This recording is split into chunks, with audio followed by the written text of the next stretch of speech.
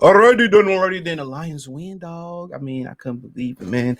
Um, uh, people talk about the secondary.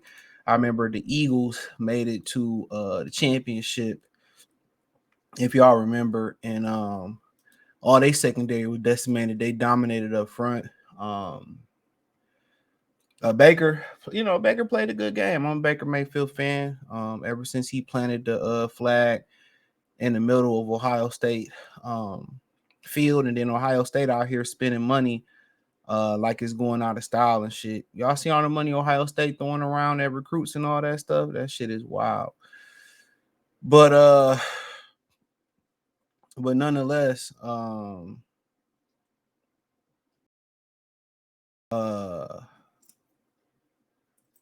man, it was a really good game, man. And Lions had multiple times to pull away. When you continue to move forward in this thing, you can't let opportunities pass you by. And Tampa Bay let some opportunities pass you by. Dean played a really good game. Their corners played well, better than I thought they would. He dropped the interception.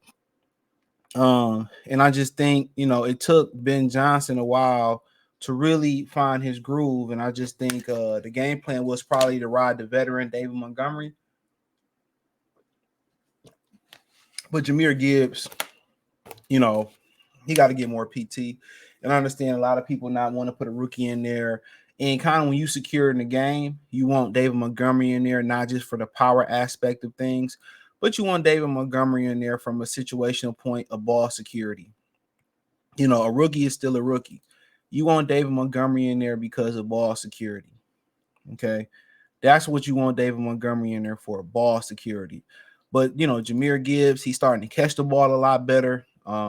And what he brings is something that they got to respect, and that's home run ability. He ran the ball up the middle a lot better towards the end of the game. But I'll be getting ahead of myself. But let's continue on. They win the game 31-23. I'll go over the stats in a little bit. Early on they came out, they deferred.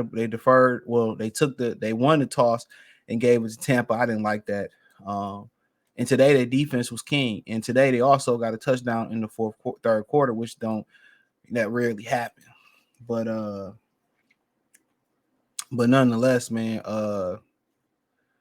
they turned it over. They turned it over on downs. Then Tampa came back, and Gardner Johnson got a pick. And then I don't know how many people seen it or whatever. He handed the ball to he handed the ball back to Baker Mayfield or whatever, which was petty as hell. But Baker Mayfield opened himself up for criticism. Because he just fights. He talk a lot of shit. He's a very cocky individual, and historically, quarterbacks are not supposed to be cocky individuals. They're not supposed to talk shit and carry themselves the way Baker carry himself. All right, I don't really have no issue with it. I like this shit. I like it. Talk your shit, whatever position you is, but you got to understand you got 11 other guys that can attack you versus really one. So that's why quarterbacks really don't talk shit, even though they can't really hurt or hit quarterbacks the way they want to hit them anymore.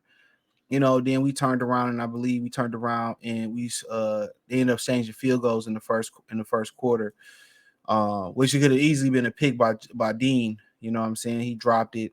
And even if Goff threw it towards the back pylon a little bit more, Dean was just in really, really good coverage. If that ball was going to be completed on that slant or whatever it was, that ball was going to be completed off the strength of throwing it to the back pylon and, Brown outrunning Dean. And a lot of times you see Dean one-on-one, you see Brown one-on-one, St. Brown, you're going to take a chance on it. They scored a touchdown. And then, I think they had another opportunity to score a touchdown. They didn't, and score points. They allowed Tampa to hang in there. They missed the field goal. Tampa came back, man, and score before the half. And, once again, we can't make these errors on the coaching side of things. You say, what error? Well, when they was playing, they played single high when Mike Evans caught those 2 deep passes. They was in single high, bump and run. You don't want Cam Sutton bumping and running, Mike Evans. You know what I'm saying? That's just not a favorable matchup for us. So you don't want Cam Sutton bumping and running him. That's just common sense. And that even in Madden, when you see one-on-one single coverage, bump and run, you throwing it to your main receivers, they Mike Evans. And Cam Sutton was put in a bad position. And a lot of people want to blame Cam Sutton for the position that he was being put in. But Cam Sutton was put in a bad spot. Single high one-on-one. Now, if you fast forward real quick to the third quarter, or the fourth quarter, they did the same look, but the question, the thing they did what was better, they rolled the safety Kirby Joseph over there, and they tricked Baker Mayfield on a critical third down. So they tricked him.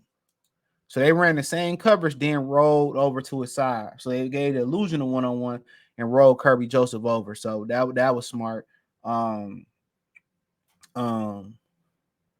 But outside, then going into the third quarter, the Lions held fort. They scored a touchdown. They usually don't score there, and I think that was the game, to be honest. Once they held court in the third quarter, then the fourth, they gave to Jahmyr Gibbs, and he took off. And I think that the idea is to get David Montgomery his pass protection, his ability to catch the ball out the backfield, his ability to protect the ball early on, and to get the offense into a rhythm, him take the beating early on, and then let a fresh Jahmyr Gibbs come in on worn out linebackers and worn out defensive linemen and safeties and stuff. So that's the idea I think they rolled them with. And they've been keeping Jahmyr Gibbs fresh all year, and they kept him fresh for this game, and they had him close the game out. So that's the interesting thing about it, is that they had Jahmyr Gibbs going against a fresh Jahmyr Gibbs going against a tired defense. That was the thing. And I think the Lions, I think the Bucs ran the ball better because the Lions was paying the pass. But they didn't commit to the run enough, in my opinion. Neither one of them did. And I just think David Montgomery is the battering ram that's softening the first and second level up with the offensive line. And then when they get to that third, then when they get to the second level, they soften them up. Then you put Jahmyr Gibbs in there. Now, I'm going to say another smart thing was this. Ben Johnson really started getting his bag when Craig Reynolds scored. Now, what they did was on that fourth down in the third quarter, where they probably needed to take the points, what they did was this. They put Craig Reynolds in the backfield because they know he can pass block, right? And he also got some power. They gave the illusion that they was going to throw the ball. Tampa was looking for the throw. They ran with Craig Reynolds. That was a beautiful play. Craig Reynolds was the pass protect guy, probably blocking chip, pass, and release. They ran it right. That was a beautiful play. Another beautiful play was, I think on another critical down, they put Sam Laporta in motion to get him a running start to the flat. Then I think it was on the third or fourth down. They play action or whatever, and then come back to Brock Wright on the shallow crossing route to pick up a big gain. So Ben Johnson in the second half, whatever it was, they temporarily fixed the problem of coming out lethargic in the second half, especially with them not getting the football. Now, another thing I kind of want to go back to is that how did they take away Todd Bowles' blitz? How they took away Todd Bowles' blitz today was they called hurry up. Nobody talked about it on TV, halftime show. I was listening in the back room while folding clothes. Nobody talked about how they took away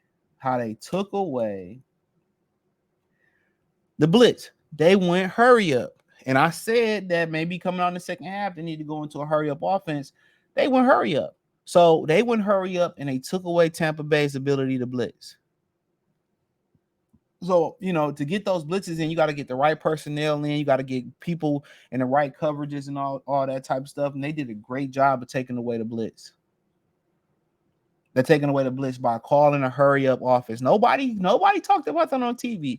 They called the hurry up offense to take away the blitz. They took them right out the blitz. All the blitz packages they wanted to do, they called the hurry up. Now, Katabo said, well, they think we're going to blitz. They're going to prepare for the blitz. We're going to fall back and rush forward and get there before. Cool. The Lions was prepared with a hurry up offense. That was the smartest thing Ben Johnson did all day. And then to close out the game, I mean, he caught a rhythm. One thing about Matthew Stafford in Detroit, when he was hot, it was only for so long. It's like when Mario get to start, do. When Jared Goff get hot, usually he stay hot, but he got hot today, got cold, and then got back hot. It was hard for Matthew Stafford to get back hot. And he did an amazing job of play calling in the second half. I mean, Jahmyr Gibbs took a lot off of him with the option routes, with the big runs. made Antoine Winfield look like stupid, and then they closed it out with probably look like the same throw that they was trying to hit St. Brown with on Dean. They got that look, and no, my bad. It was a fade. It looked like it was a wheel route or a fade, and he caught it. So they made plays. Josh Reynolds made plays. Jameson Williams made plays. So Sam Laporta was out there limping, made plays. Hopefully Jonah Jackson is good. Frank Ragnow played through some pain. So there's going to be some resting period for the offensive line. I think you probably want to rest most of them this week. Anyway, they all played some fantastic. Like Chris Collinsworth said, Panisa Will was low-key, he was the MVP of the game. And, down the stretch, Derek Barnes with the big pick. The first pick, he had to make up for that whiff in Dallas. But everything worked out for a reason. We don't beat Dallas. We beat Dallas. They don't play Green Bay in the first round. Green Bay don't beat us on Thanksgiving. They don't get into the playoffs. So, when you hear people say things happen for a reason, non-religious or religious people say things happen for a reason, they really do happen for a reason. And like I said before, everything got greater good to it. But big win today, man. Ben Johnson, I like how he came out in a hurry-up offense to take away the blitz. Because when you blitz, everybody got to know your assignment. If you don't know your assignment, that's a touchdown. Also, Jared Goff spinning the ball a lot better today. He was doing spirals. It was a big win. They said this game generated $20 million for the city today. $20 million. And if Green Bay would have won, they could have had a bigger pot next Sunday. But we play the 49ers at 6:00. I think us having that 6:00 game, they knew it was probably going to be the 49ers. Because, that's 3:00 on the West Coast. So they probably knew the 49ers would go make it. And that's why we ended up getting a late game. So they knew it was probably 10. Obviously, it was going to be a cold, probably more likely it was going to be a cold city. So they probably wanted to get that game in early before it got dangerously cold over in the AFC as well, too. So, terrific effort by the boys today, man. We're very, very proud of them, man. They playing with house money. They got the monkey off their back, and really, their window was opening. San Francisco window was starting to close with all the big acquisitions they got and contracts they got. I mean, Baltimore window just opening, Lamar contract. A lot of young guys ain't really took a toll yet. Buffalo, $43 million over the cap. So that's something to look at. Kansas City, it's rumors that Andy Reid could retire. So you hear all these different things going around. So, like I said before, man, let's continue to get it. Let's continue to keep fighting. And, some of the things, them lapses that we have, and we can't have them. Lapses where, we, not running the ball. Lapses where, we call and bump and run single high in a critical situation. You know what I'm saying? I know a lot of people got mad when he blitzed in that situation and didn't and White hit the blade dance to score, and they didn't challenge when Baker Mayfield leg was down, and that could have been the difference. But like I said, they challenged that play. I think that White, they call that same call to White, still a touchdown. That's how you beat the blitz. You know what I'm saying? So, some of the critical issues, they're going to make plays in San Francisco next week, and they're going to be a big favorite. They're going to make plays. They're going to make plays, but we can't beat ourselves coaching-wise or with penalties. We can't beat ourselves calling bump and run on the outside with a single high safety in a prevent situation. We can't beat ourselves with that. We can't. Ben Johnson, he got to stay hot the whole 4 quarters calling the game. I think Jahmyr Gibbs is going to be needed a little bit more earlier in this game. Obviously, McCaffrey is going to be the focal point. But like I said, man, Tampa had a lot of championship character over there. A lot of guys won titles over there, and Baker Mayfield played really, really well. So I think in the NFC South, they might control that for a third year, But hey, shout out to Tampa. Check out Detroit Lions Talk playlist. Check out Detroit Lions post-game reaction playlist.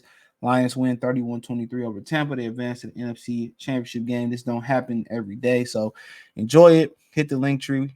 Find us on Twitter, aka X, Spotify, Anchor, Cash App, Venmo, PayPal, Apple Podcasts, Google Podcasts, or just Spotify and Anchor. You want to donate? Cash App, $ CJ Good 313, Venmo CJ Good 313, PayPal link description. All that's on the bottom screen in the description or in the link tree. Appreciate the love and support. Peace.